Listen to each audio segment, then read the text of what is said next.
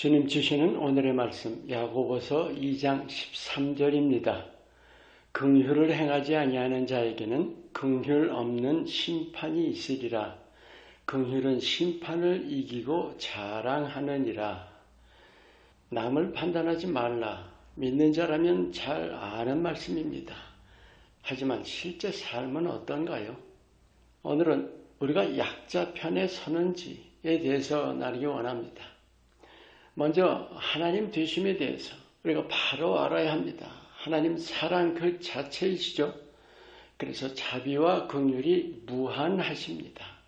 그게 구체적으로는 모든 사람을 품으신다는 거예요. 어떤 모습이라도.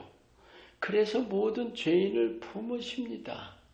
예수님 이전에 이사야를 통해 말씀하시죠. 너희 죄가 주홍 같을지라도 눈과 같이 이어질 것이요. 우리가 바로 믿으려면 하나님을 바로 아는 일이 가장 먼저입니다. 그 하나님을 바로 아는 일 중에 가장 중요한 것이 하나님의 의입니다. 조건 없이 품으시는 거예요. 이 하나님의 의를 십자가로 확실히 보여주셨습니다. 거기에 비해서 사람 되면 어때요?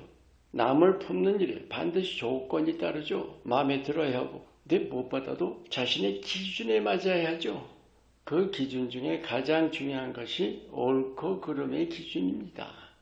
그 기준으로는 죄는 당연히 심판받아야 해요. 죄인을 품는다는 건 안 될 일이죠. 긍휼을 행한다는 게 있을 수가 없어요. 하나님은 하나님의 의로 조건 없이 품어주시는데 우린 사람의 의로 판단하고 정죄하는 거죠. 그래서 로마서에 사람의 의를 내려놓지 않는 우리의 모습에 대해서 말씀하시죠. 이 사람의 의가 곧 선악과를 먹은 바로 그 모습이에요. 하나님을 모르는 사람들은 선악과를 고집하면서 삽니다. 그게 자기 자랑처럼요. 정의감 같은 거 있죠. 하지만 십자가를 통해 하나님의 사랑을 깨우친 자라면 그 선악과를 토해내야 합니다. 사람의 의를 벗어버리고 하나님의 의를 덧입어야 해요. 그래서 모든 사람을 하나님의 의로 대해야 합니다. 품지 못하던 사람을 품는 거예요. 그것이 약자 편에 서는 것입니다. 이 약자 편에 선다는 것이 곧 긍휼을 행하는 거예요. 여러분 믿고 나서 달라져야 할 점이 뭐예요? 특별히 관계에서요. 당연히 이웃 사랑이죠. 그 이웃을 사랑함이 긍휼을 행하는 것이에요. 이웃 사랑은 해도 되고 안 해도 되고가 아닙니다.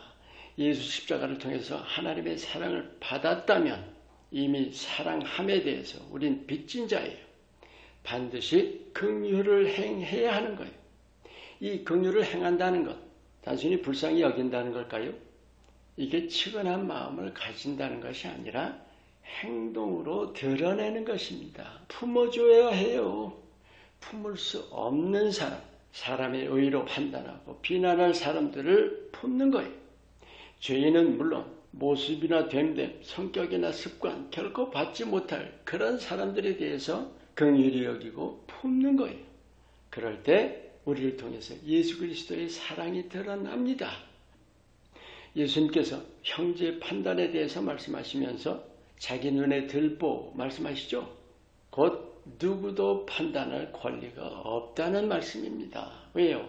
자신이 남보다 더하다는 말씀이죠. 그 사실만 가지고도 알 수 있는 것은 사람의 의라는 것, 그거 가지고 남을 판단하고 배척하고 받지 못하고 모두 부당한 것이다 는 말씀이에요. 그리고 예수님 말씀하시죠. 원수를 사랑하라. 주님께서 깨우쳐 주시는 바는 결국 모든 사람을 누구나 차별 없이 품으라는 말씀입니다. 있는 그대로 꼭 마음에 새기세요. 하나님은 조건 없이 품어주신다는 사실이요. 그런데 오늘 이 말씀, 긍휼을 행하지 않으면 긍휼 없는 심판이 있으리라. 이게 징계일까요? 멸망입니다. 그러면 긍휼을 행함이 없는 것이 왜 심판으로까지 갈까요? 마태복음 25장에 예수님께서 말씀하십니다. 내 형제 중 지극히 작은 자 하나에게 한 것이 곧 내게 한 것이고 지극히 작은 자 하나에게 하지 아니한 것이 곧 내게 하지 아니한 것이라. 그리고 26절에 곧바로 선포하시죠. 한쪽은 영벌에 한쪽은 영생에 들어가리라.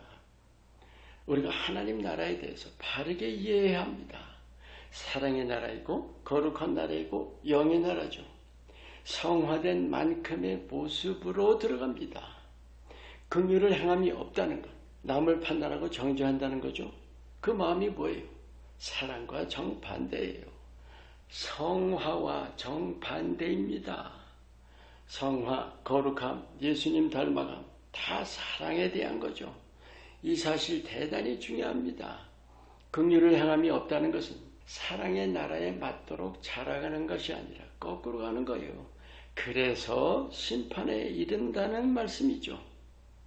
그리고 곧바로 이어서 긍휼은 심판을 이기고 자랑하느니라. 우리가 잘 아는 대로 마태복음 5장에 긍휼히 여기는 자는 복이 있나니 저들이 긍휼히 여김을 받으리라. 이 한 말씀으로 참 중요한 진리를 선포하고 계십니다. 심판을 이기는 힘은 곧 사랑입니다. 아멘. 하나님께서 십자가로 확증하신 사랑만 말씀하시는 것이 아니에요. 그건 하나님 편이죠. 우리 편에서는 뭐예요?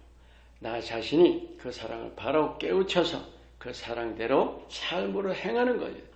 그것이 참 믿음의 증거이고 사랑의 나라 들어가는 길입니다. 긍휼을 행한다는 것은 모든 사람을 품는 것입니다. 특히 사람들 보기에 약한 자, 부족한 자들을 품는 거죠. 예수님처럼 약자들 편에 서서 예수 그리스도의 사랑을 사람들 앞에 드러내시기를 축원합니다. 기도합니다. 선인이든 악인이든 모든 사람을 품으면서 긍휼을 행하는 사람으로 하나님께 영광 돌리게 하옵소서. 예수 이름으로 기도합니다. 아멘.